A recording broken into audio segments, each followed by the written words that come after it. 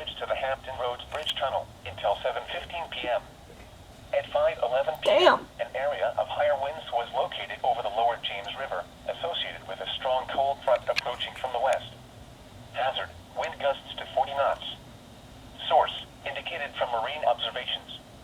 Impact, small craft could be damaged and briefly higher winds and suddenly higher waves. Locations impacted include Hampton River Inlet, James River Bridge, Hampton Flats, Monitor Merrimack Bridge Tunnel.